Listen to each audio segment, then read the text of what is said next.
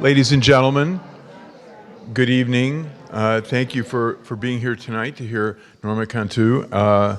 I'm Crosby Kemper, the director of the Kansas City Public Library. And before I introduce Jose Faust to introduce Norma Cantú, I want to talk about a couple of upcoming programs, mention a couple of upcoming programs and an exhibit.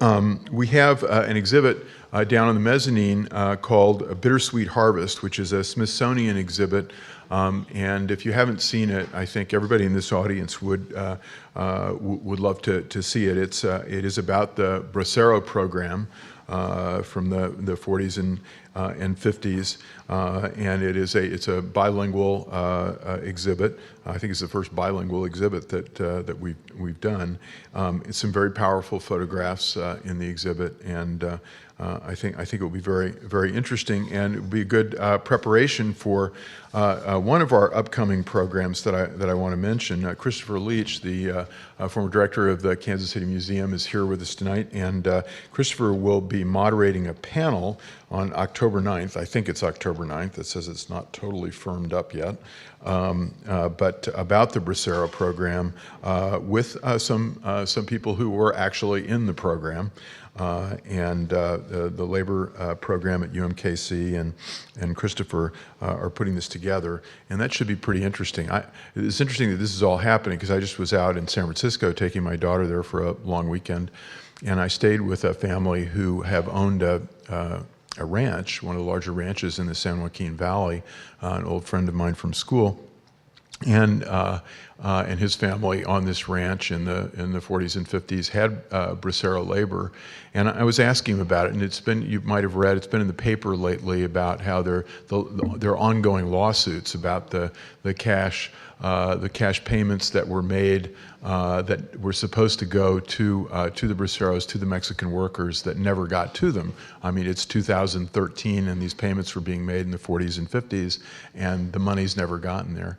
And so I was asking my friend Philip about this, whose family owned this, and he said, I pardon me for using the vernacular, he said they were screwed. They're still being screwed. So the library takes no official position on this. I'm merely quoting my friend Philip, but in addition to the exhibit, you might want to come to this program that Christopher will moderate. And then the other thing that relates to, this is all in honor of the Hispanic American Heritage Month, which starts in mid-September, but as usual, the Kansas City Public Library is way ahead of everything. So with this program, but we'll also be doing a program that originally was scheduled in June about the war with Mexico in 1846, or the U.S. invasion of Mexico, another way of putting it.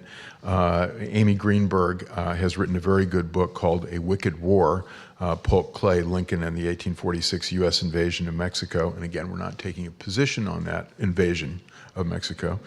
But Amy Greenberg will be here at the Central Library on October 1st. And so you might want to come to that. But now to tonight's program, I have the honor to introduce one of Kansas City's great artists, visual artist, Jose Faust. Jose is exhibited around the world. He's done murals in Mexico and Bolivia. He's engaged in an international web-based art project called La Red. Is that right? Did I get that right? And with poets and writers and artists. And he's won the Poets and Writers Marianne, I think I'm going to get this right, Egan, I can't read my own writing, Writers Exchange Prize, and has a rocket grant. And also, I read this on one of the websites that discusses his work. He is a utopian. And he's one of our very best artists and a friend of the library, Jose Faust.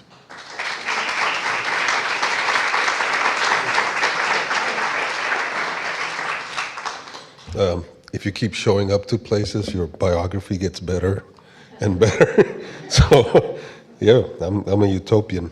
Well, I do. On the other hand, don't suffer for any constraints about positions on things. And the Latino Writers Collective does take a position on the Braceros thing.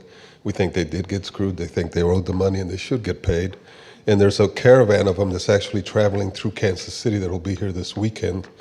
So maybe keep an eye out. There's a group traveling I'm not sure where they're presenting. We don't know for sure where they'll be. Oh, good. Well, there you go. So the library is taking a position.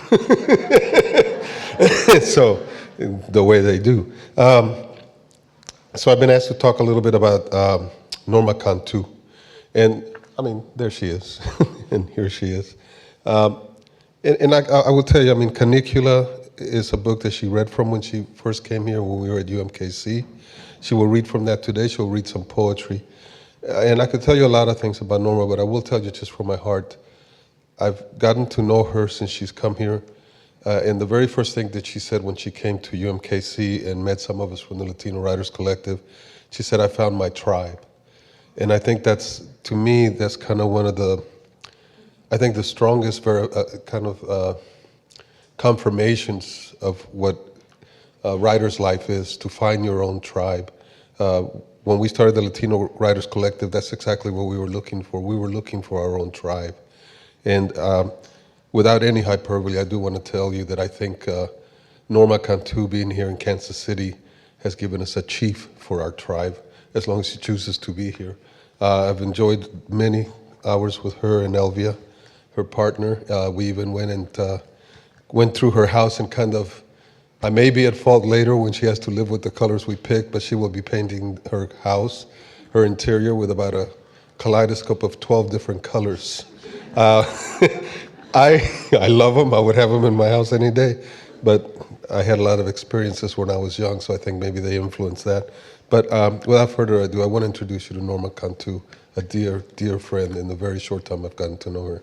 Thank you.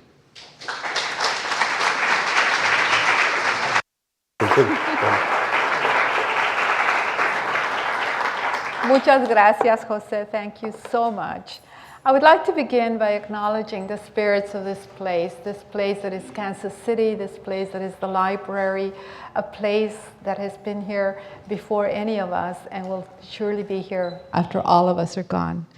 It's always good for me to begin like that because I want to honor those who came before, our ancestors, especially because of the work that I do and how I shape things. Today we're going to talk about geography, the border, and history. Also about my story on that border, and the story in Mexico, and the story in Texas, but also beyond that.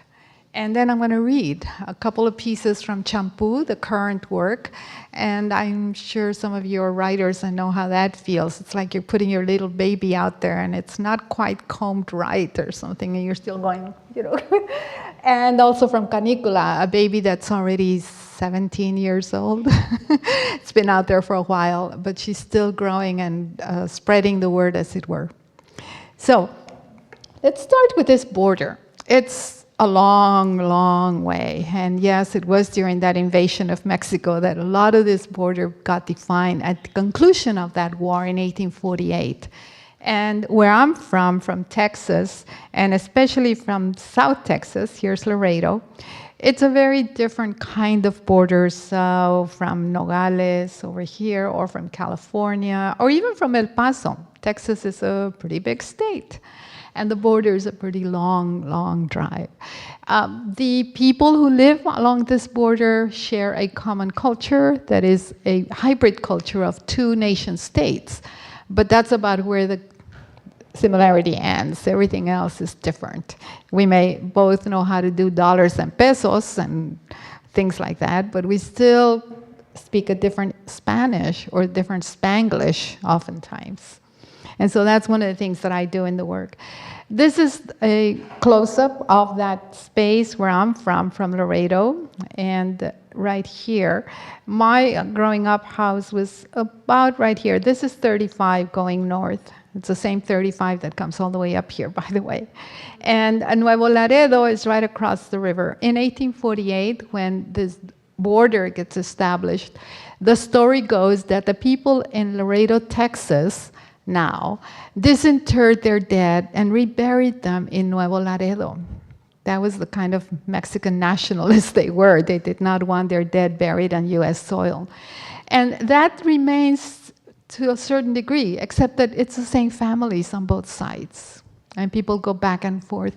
Much more so before the current violence and the wars that are going on now with the drug cartels. We would walk across my campus, the community college campus is right here, and the university was established there. And we would walk across the river to go have lunch and then walk back. Not anymore. That has stopped. And people are afraid, and probably rightly so, because there's a lot of secuestros. People are taken hostage and all kinds of ransom notes and things. Not just on the Mexican side, it also exists on the US side. We just don't hear about it, but it's happening. It has had a military presence. Right now, the military presence is in the form of 5 criminal justice agencies, including, of course, the Border Patrol, ICE, and the local sheriff, the county sheriff, and the city, and all kinds of, because of the drug war, but also because in earlier times, it was the conclusion of a war. And they were sediciosos. They were those who wanted to reconquer the area away from the United States. And this is an early picture of Fort McIntosh. It was New Hampshire camp, actually, it was called. These tents that you see back here are over here. This is the same exact site where I did my community college education at Old Fort McIntosh. It's also a place of cultural history and of contradictions. Our biggest fiesta of all year, I mean Christmas and Lent and all that, yes, but it's George Washington's birthday. And it goes back to 1898 when the Esteemed Order of Red Men, a fraternal organization, started this celebration to honor George Washington. And it's a very long story. I'll just make it short by giving you some images. This is from about the 1920s. These photographs exist to document that fiesta. And of course, it's a ranching tradition. There's a lot of cattle in the area. And so this was in the kind of off season for cowboys in the winter when their cattle rides were done. And so people would have a fiesta. And it happened that George Washington's birthday, February 22nd, fell between Christmas and Lent and Easter. And so it was not a religious one. It's not Mardi Gras, although it has a lot of elements of Mardi Gras, and you'll see what I mean. This is Martha and George. Every year, 2 very prominent Laredoans are selected to represent Martha and George, and they will offer a birthday party where the young elites, 18-year-old daughters of the elites in town and in Nuevo Laredo, and also sometimes from San Antonio and Corpus, are presented in society. Kind of like a cotillion, but extreme. Here are some other examples. It's not easy being a debutante. They call them Las Martas. And by the way, there's a new film coming out that is going to be on PBS. I think it's in October. That's on this very topic, and it's called Las Martas. And the Society of Martha Washington is the organization that sponsors it. They've been around since the 1920s. The dresses are very heavy. Usually, the girls are transported on semis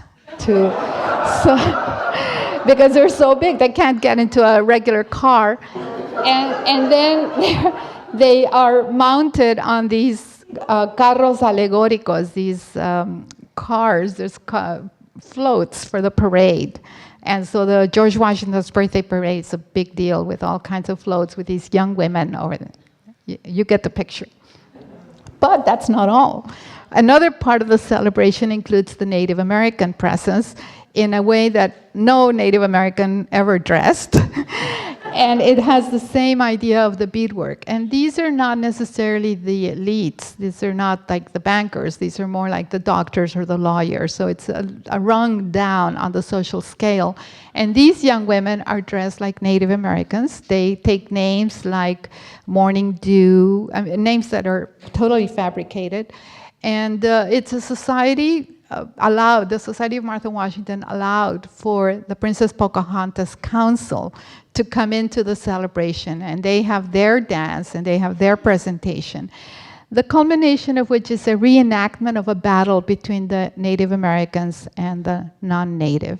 And of course, at the end, everybody lives happily ever after. Pocahontas gets the keys to the city and marches in the parade with that.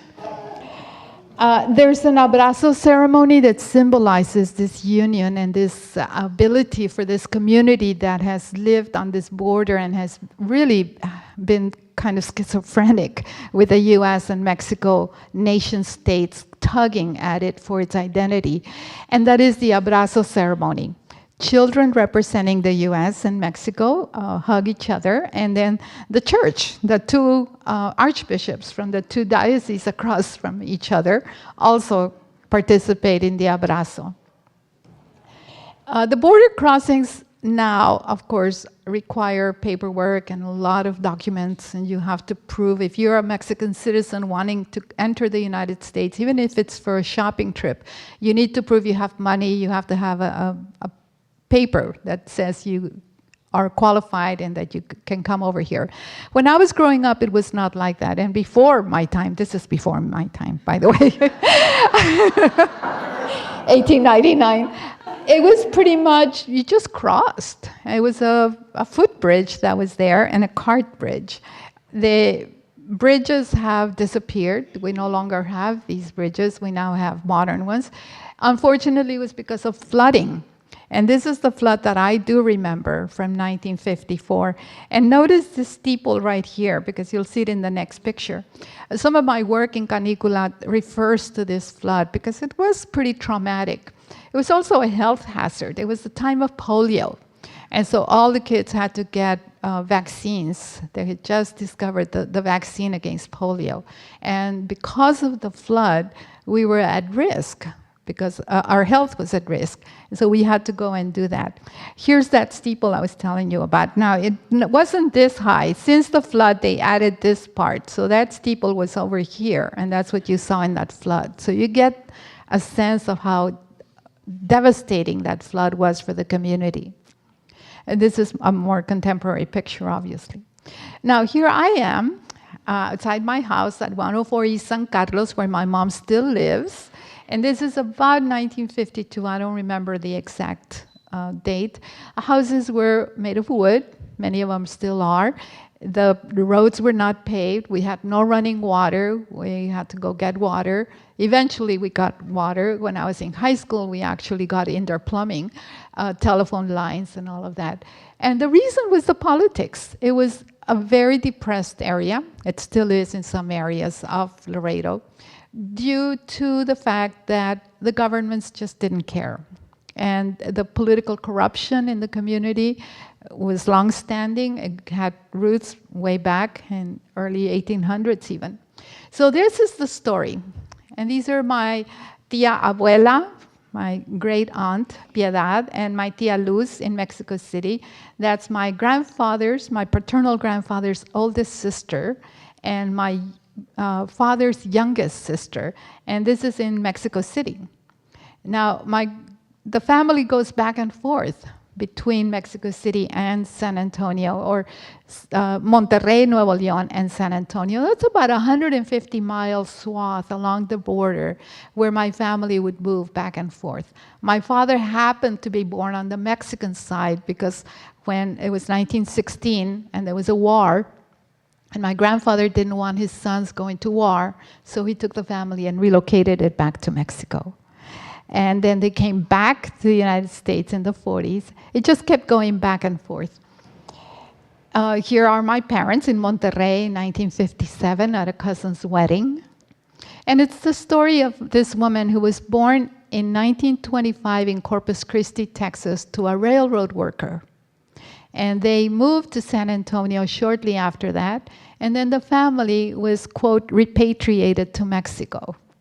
And that was as a result of the economic conditions in the United States at the time, where many Mexican origin people and US citizens of Mexican origin were relocated, in quotes, back to Mexico. So the family moved back to Mexico, and she grew up in Mexico.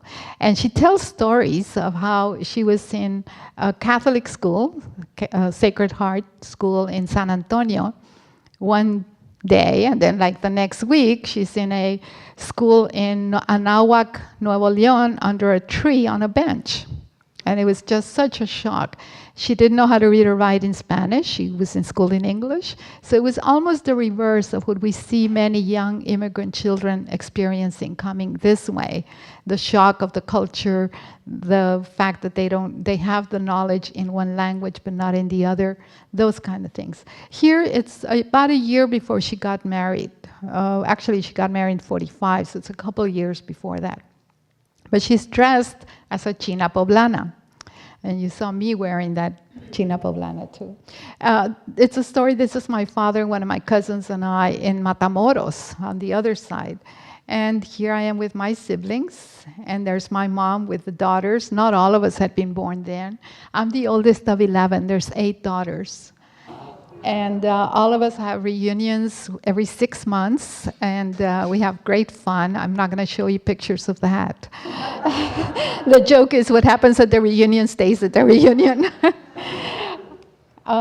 This is a photograph that I'll show again because I want you to notice the little boy playing as if he has a gun. My mother did not allow my brother to play with guns, so he was always playing with guns. He was killed in Vietnam in 1968, and today he would have been 65 years old. And so I really would like to dedicate the reading that I'm going to do in a little bit to his honor and his memory.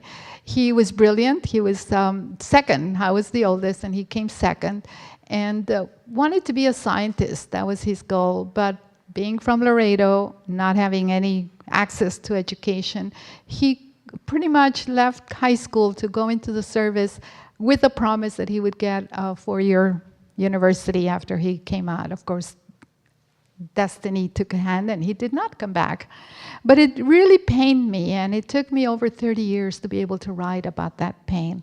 Writers often expiate their demons and their pain through the writing, but sometimes some of those are so deep that it takes more than the writing to do that. And here I am with my grandmother. When I talk about this photograph in my classes, I talk about how we can read a photograph. There's a calendar from the church right here. There's a family photograph back up here, another one here. There's a little doll with a crocheted dress that my grandmother had crocheted. This is my grandmother, my mom's mother, who lived with us until she passed. She was from Monterrey, but had grown up in the United States pretty much. In fact, I tell the story also in terms of the language. She would cuss, and she didn't know she was cussing. She would, ever so often, she'd go, Jesus! And I didn't know what she was, she didn't realize it. And she would say things, I won't repeat them, but it really, I think, touches on the fact that human beings developed a language that's useful. She lived in San Antonio. She picked up all this English that she didn't know she was just using. And I remember some of her stories as well of being in that environment with a railroad worker, working with the railroad, moving, because they often did. And she was my first caretaker. She was also my first teacher. Her name was Celia Ramon. And she taught me how to read and write in Spanish before I went to first grade. We didn't have bilingual education at the time, but I've always claimed to be a product of bilingual education, because having that first language fully developed in terms of reading and writing really helped me adjust when I went to first grade. And here I am, like a good tejanita, wearing jewelry and my huaraches on a horse. My grandfather made that horse for me. And here I am at age 1, also wearing my earrings, you can't see it there, and my bracelet, and about to take a first step. I think that's the title of it. Here I am at age about 3. I had cut my own hair. Well, why not? It probably was one of the reasons I'm so intrigued with hair. And my current project is a novel, Shampoo or Hair Matters. And so I'm still working with that whole idea of the hair. Religion had a very strong impact on our lives. And when I show this picture, especially in South Texas, everybody in the audience says, oh, I have a picture of that. Because it was very common to document critical coming of age points, like your first communion, like your quinceañera, like your high school prom. So that is still going on. People are still doing that. In fact, four of my grandnieces just made their first communion this last May. And of course, we have the pictures. Here I am, that same photograph of the China Poblana outside of that house. And the cultural conflict and confluence, because it wasn't always a conflict. At home, I was in a China Poblana. At school, I'm wearing a cowgirl outfit and doing square dancing. And so the schools socialized us into Texan, not even US, but Texan culture. I don't know if you know this, but in Texas, you pledge allegiance to Texas every morning in school, along with the pledge allegiance to the flag. So it's a very ethnocentric training that you get. And I am here, I think I was 7th grade. I by this time was sewing my own clothes. Many of my clothes, my mother had taught me how to make. She was an excellent seamstress. And this cultural clash, I want to talk just a little more about, because in writing about it, I was aware of it, obviously. I'm a professor, I teach literature, I look at texts, I analyze, but I had never really thought about my own life and how my experiences growing up had shaped who I am. I'm fully bilingual, English and Spanish. I read and write it. I probably would say trilingual with Spanglish in there. And at the same time, feel an allegiance to both cultures and to both countries. One time we were at a radio interview in Mexico City, several Chicana writers and we were asked, what do you feel? What is it when you see the Mexican flag or the US flag? And for me, it's equal. I feel an emotional tug with both flags. Some of my colleagues said, oh, the US flag, and others said the Mexican flag. And my iconoclastic literary critic, Norma Cant, good friend of mine, said, neither. I wish I were there. So the political identity that is shaped for me as a Mexican citizen, because I am a Mexican citizen, having been born in Mexico, but having a US-born mother, also then becoming a US citizen, is one that is on many levels complex, not just socially, but also politically.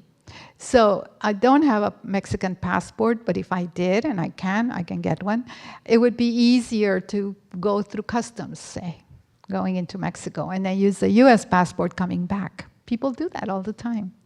There's also an advantage of having that duality of experience on the border, not just because you know pesos and dollars, like I said earlier, but I grew up with a metric system. So when I went to school and they were teaching us the metric system, I knew it, because I knew about kilos and as opposed to pounds, and I could do the liter and the quart transfer. Just automatically, because I grew up with it. Not many people do, though. Even though we live on that border, there's a real serious wall between the two cultures and what is valued one over the other. So then there's group identity. As a budding writer, as was a member of the newspaper staff, and I guess it was like my beat was to write the astrological signs. I was 15, 16, I knew nothing about astrology, but I knew enough to, observe my friends who were Leos and Aries, and so I would make it up. And so I think I got some of my fiction writing training in the newspaper. I'm going to read now a couple of pieces from Shampoo. And just to give you an idea, I've been going around taking pictures of salons. Unfortunately, those photographs I wasn't able to download or to bring with me. But I did have a couple of them that I'd like to show. There's just to give you a little bit of ambience. The story of Shampoo or Hair Matters is one that it's still developing. I'm hoping that this year I will finish it in the summer. It takes place in a beauty shop in Laredo, Texas, and Diamond, the owner, is the one who kind of coordinates and orchestrates everything that happens in that shop. People come in, tell her stories. Well, this is Heartache, or how Diamond gets her name. Diamantina, her sisters, Clementina, Faustina, Celestina, and Ernestina, and her brothers, Clemente, Ernesto, were all older. She was the youngest, her mother's favorite, her coyotita. Tina and Diamond's father, Fausto, named their children after their grandparents, Clemente y Ernestina, Fausto y Celeste, who became Celestina to match the other Tinas. Then Diamantina, named after Tina's best friend, who had died at age 16, de dolor. Yes, pain. It can kill you. It doesn't matter if one is young and healthy or if one is old and ready to die. Heartache can kill. That's what Diamond's mother said whenever she told her friend's story. Diamantina Sebata. They had been best friends in her youth in Nuevo Laredo, where her parents had settled after leaving the ranch near Cotula, Texas, after her father was hurt on the ranch and could work no longer as a vaquero. The family had moved to Nuevo Laredo, where rent was cheap and at least there was family who could help. It was 1960 and Ernestina was 12, Diamantina 11. The girls soon became fast friends. Inseparable, they shared everything. Their dreams, their fears, everything.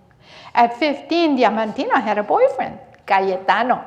A 16-year-old Ernestina was also madly in love with a green-eyed Tejano, Fausto, who came on Sundays to court her at Mass and at the plaza. They met at her cousin's wedding in Laredo, Texas. Diamantina was only 14 when she met Cayetano at her tia Chole's Posada. Cayetano, a would-be torero, died after an accident in the bull ring in Nuevo Laredo. He wasn't even a bullfighter, not really, just an aficionado wanting to hang out at the ring whenever there were corridas.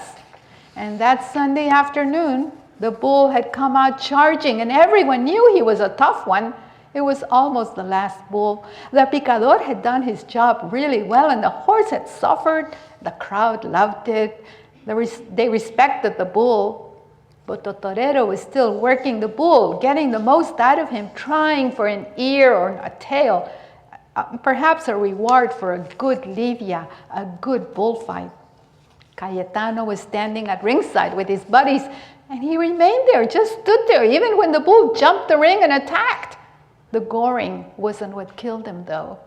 It was the infection. Back then, they didn't pay too much attention. There was a doctor right there, and he looked at the wound and applied some tincture and sent him home. It wasn't long after, though, he became feverish, then delirious. Cayetano was only 17. Before the year was over, Diamantina, too, was gone. She just pined away. No one could make her eat. Her mother cooked her favorite foods, mole, calabacita con puerco, and friends came over and tried to talk to her. Not even Father Lozano from Santo Niño Church, who was great in any catastrophe. No one could make her live. She just wasted away. She who had been full of life, her breasts that were just starting to take shape, dried up. Her thin frame got thinner. Her ojeras, the dark circles under her eyes, became more pronounced.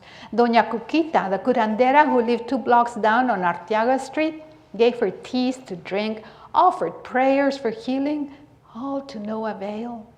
Her mother, Adela, even made the trip to San Juan de los Lagos to ask the Virgin for a miracle. But it was as if the heavens and all the saints had gone deaf, and Diamantina Sebata died at 16. She was buried in a wedding dress that one of her cousins had worn, and she looked beautiful, if spectral. Of course, she was dead, but she did look beautiful. Ernestina cried for weeks, I remember, and resolved to one day name my child after my friend. So when the baby was born, a daughter, 10 years later, on the very day Diamantina had been buried, took it as an omen, gave the baby my daughter, my coyotita, my friend's name, Diamantina. Fausto didn't seem to mind. After all, we named our children after his parents too. And besides, they had agreed that if the child was a girl, I would name her. If a boy, it was his turn. Tina didn't like it that her daughter had come back from Dallas calling herself Diamond. No, as if Diamantina wasn't good enough. But there was nothing she could do. What could she do except insist on calling her Diamantina? That's all she could do. And so she did.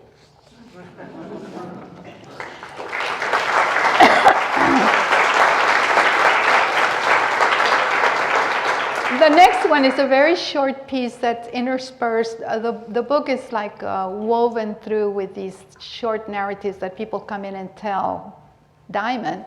And this one, I'm going to read it both in the original, which is somewhat Spanglish, and then in the English because it's really short. Cloud 7. No, hombre, ¿pa' qué te cuento? Era una pendejada what she was doing, pero no había quien le hiciera entender. I tried. So did my comadre Lupe, her madrina, but nothing worked. She went ahead and quit school y se puso a trabajar. It was a dead-end job. No tenía futuro trabajando en el H-E-B como checker. Y cuando comenzó, todavía estaba en la escuela, pero ella sola se lo buscó. Ya ves, ahora que es que se va a Nueva York a ser actriz. Ya no sé qué hacer. Diamond anda con las nubes en la cabeza, as they say, desde que conoció al Tony. Ay, Diamond, tengo un miedo que le vaya a pasar algo a mi Lucita. Cualquier pelado se aprovecha y luego ¿qué? Aunque ese tal Tony parece joto. Y ella me dice que no me preocupe, que va a una escuela, que le van a enseñar a ser actriz, que no me preocupe por nada, porque ya tiene 21 años y es mayor de edad. And when she's y que cuando la vea en un chingón show, y entonces voy a ver. Tiene 5 años actuando en el Little Theater con esos gringos que ponen los shows cada summer ahí en la base. Me da miedo, pero también me da orgullo. Cuando la veo perform en esos shows, se me pone el cuero chinito y me siento, pues no sé, proud and scared. No sabes cómo me siento. Pues ahora anda alborotada y no sé qué hacer. Dice que nomás pasando las fiestas de George Washington se larga a Nueva York. A lo mejor she'll make it big. O a lo mejor no.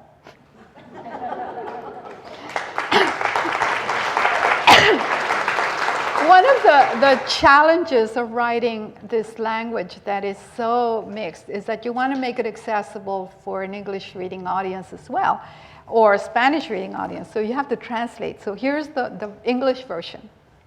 Cloud 7. No way. I can't even begin to tell you what horrors I'm going through, Diamond. It's the stupidest thing you've ever heard, but I can't get it through her thick head. Like when she quit school, I tried, really did. So did her madrina, her godmother, my comadre Lupe.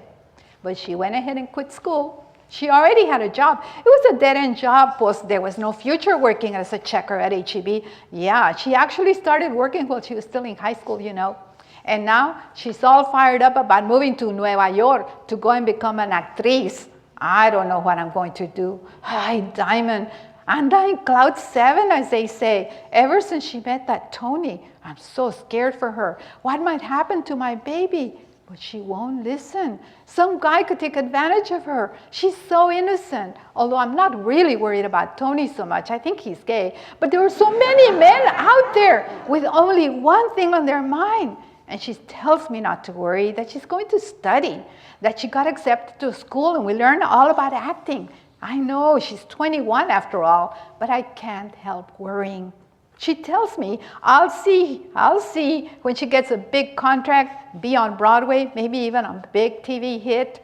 I thought this would pass, you know, as she's so flighty, always starting new projects. But she's been at it for 5 years as a member of that little theater group that puts on, by those gringos who put on summer musicals at the base. I'm still scared for her. When I see her up there singing and dancing her heart out, well, I feel pride. They did Chicago last summer. It's a strange feeling. I do get so emotional seeing her up there. I get goosebumps. I also get teary-eyed. I'm so proud and so scared. I wish she would just settle down, meet a man, marry like her sisters, you know. That's what I pray for. Pero no, you can't imagine, Diamond. And now, what should I do? She says that right after the Washington's birthday fiesta, she's leaving Laredo, moving to New York. I just don't know. Maybe she'll make it big, or maybe not.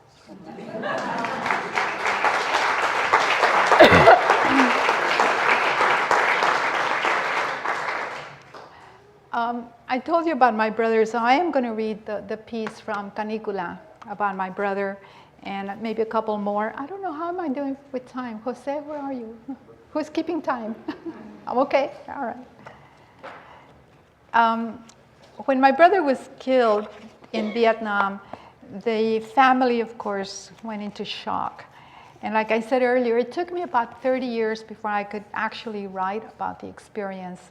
And then I wrote and wrote and wrote furiously. But for the book, I chose this very short piece. And actually, it's back to another one, but I'm only going to read the first one. Tino. He did it at 4, and again at 9. He stands to the side with his hand out as if pointing a gun or a rifle. Everyone else is crowded around me. The piñata in the shape of a birthday cake sways in the wind above our heads. Everyone is there. Aunts, uncles, cousins, the neighbors, my madrina, everyone, even Mama Grande Lupita from Monterrey. I'm holding the stick decorated with red, blue, yellow tissue paper that we will use to break the piñata. And he's playing, even in the picture, at being a soldier. Only 10 years later, 1968, he is a soldier. And it's not a game. And we are gathered again. Tias, tios, cousins, comadres, neighbors, everyone. Even Mama Grande Lupita from Monterrey, and Papi's cousin Ricardo, who has escorted the body home.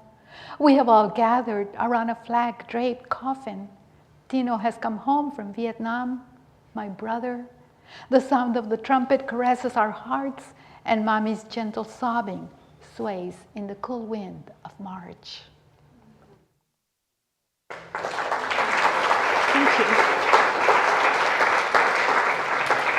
The experience is relived every time we talk about it. My mother still bursts into tears every time she brings up her son. And I guess because of the current war and because we're on the brink of another conflict, they don't call them wars, it's the same thing. I really feel that we need to always be remembering and reminding ourselves that the casualty is not necessarily the person who dies. It's everyone else around that person, all the families and the community. How many of those young men who died in Vietnam would have been those scientists researching cancer and Alzheimer's and finding solutions to our global warming problems and all of the other things that we're faced with? But that whole generation was gone. The China Poblana, to change the tone a bit, is one of those figures that has always intrigued me. It's based on an actual legend of a woman who actually lived, apparently, in Puebla and was Chinese origin. And the reason I'm intrigued by it is because it's, to me, Mexicanhood defined by, a Mexican womanhood, I guess, defined by a Chinese woman is kind of a conundrum. I just can't get my mind around it. But it speaks to the complexity of the Mexican population. We're not all of one, and we are of many. And so when I was a little girl, I would dress like this, and in preface to the reading, I have to tell you, it was for George Washington's birthday. And as you saw earlier, the public narrative was all about the American George Washington, but there was a resistance, unconscious, I'm sure my mother didn't think about it and said, oh, I'm going to resist this by doing this, to dress the kids in traditional costume. Well, what was traditional costume? China Poblana, okay? Smiling, I look straight at the camera. I grin a smile, squint under bright sun. Must be around noon, not a shadow shows. We have just returned from the George Washington's birthday parade. I hold up my China Poblana skirt and point my toes. I stand for the photo. Mommy has braided my shoulder-long hair, adding volume and length with yarn, green, white, red. Verde, blanco y colorado, la bandera del soldado. The dazzlingly white blouse embroidered with bright silk to shape flowers like the ones that grow in our yard, roses, hibiscus, geraniums, even some that look like the tiny blossoms of the moss roses remind me of summer, although it's a warm February day.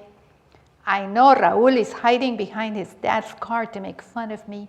I pretend not to notice. Instead of his teasing, though, I hear a whistle, a wolf whistle, and I become even more upset. If he had called me skinny or wetback, yelled his favorite taunts, mojada, flaca.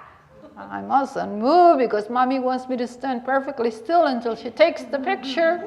I resist the urge to grab a stone and hit Raúl with it. My aim is good and I know exactly where he is, if only I could. And I feel like the chalupa in the Loteria game. Like Maria Felix, Dolores del Rio, a movie star frozen in costume.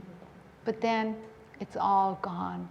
Just like the dust just like the dust remolino that came up unexpectedly and left us all dusty. A lonely urraca lets out a loud cawing in the noon heat, predicting a change of weather, cutting to my face as I ride the wheel of fortune at the carnival, where I'll bite into pink fluff of sugar and find it disappear into sweetness. We go inside the house and have lunch, sopa de arroz, picadillo guisado, fresh corn tortillas with orange-flavored Kool-Aid. Mommy tells Welly I'm growing so fast the costume won't fit next year. Dalia will wear it to the parade. I cringe and I want to cry, but I won't let the thought spoil the present, and I ask, can I buy cotton candy at the carnival? Maybe I'll even win a little pink or blue chick to keep me company. And I do, but when the chick becomes a chicken, Welly wrings its neck, drains the blood, and we have arroz con pollo for Easter.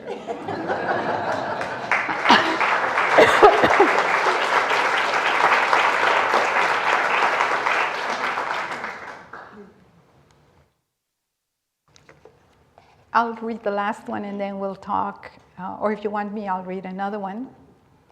Let's see. Let me read the other one. Do we have time? Good. Piojos. With joyous anticipation, I arrive home to find Mama Grande and Tia Lidia visiting from Monterrey. I can't wait to tell Mommy the news, so right after kissing the visitors hello, I blurted out, tengo piojos.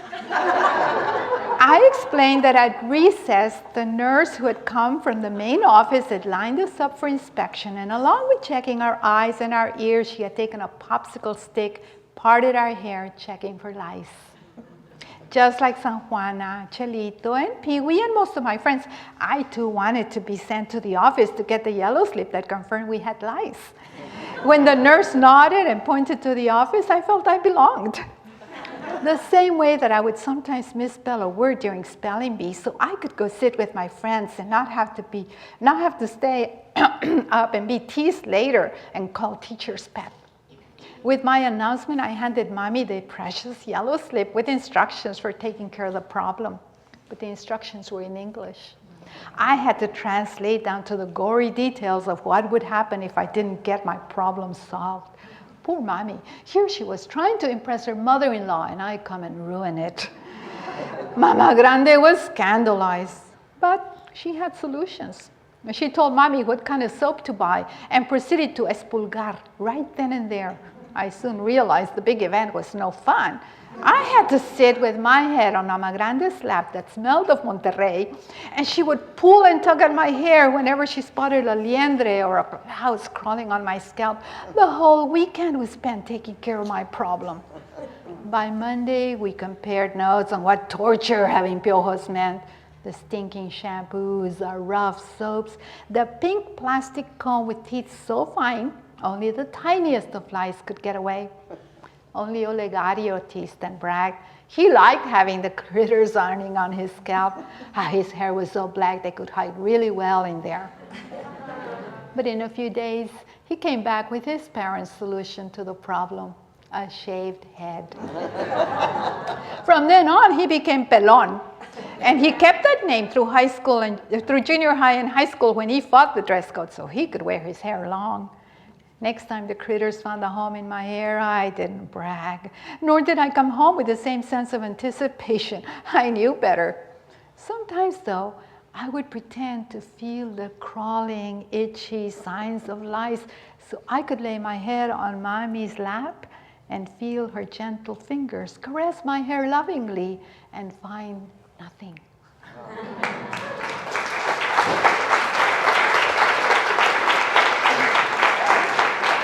And this is, now I'm going to read the last one from the book, and then we can talk if you have some questions. Martin High. Martin High School cafeteria, December.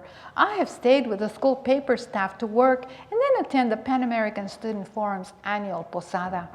In the cafeteria, before the party, we kid with the football players and dish out tamales from the pot Rachel Muñoz's mom has prepared for the Posada. The pile of soft, warm corn husks grows as we eat dozens and dozens. I bite into the warm corn dough stuffed with pork and nuts and raisins and just the right amount of red chile to give it taste. One after another, gulp each bite down with a swig of Coke. I laugh at Armando and Nacho's antics. Patsy and Homero sitting quietly to the side talking. We're kidding, relajando, eating, laughing. We go get more tamales and we all freeze as a photojournalist-to-be snaps the picture. My pink headband holds back a 60s flip, matches the pink dress that I've made for the Posada. Appears white though, as white as the hand-knit sweater, Mommy's Christmas gift from the year before. A rare photo where I smile unconsciously showing teeth, the broken tooth, the reason I never smile for photos, unnoticeable. The joy, the happiness of youth, carefree and alone, away from the adults, shines in our faces. Armando won't come back from Vietnam. Nacho won't become the astronaut he dreams of being. Patsy will marry Homero, have 6 boys before she's even 30.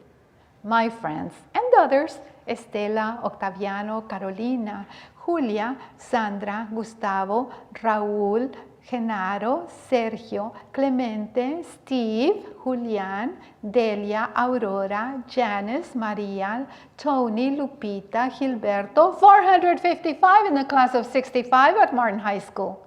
We will battle all kinds of obstacles. Some will go to college, become teachers. What else was there for us?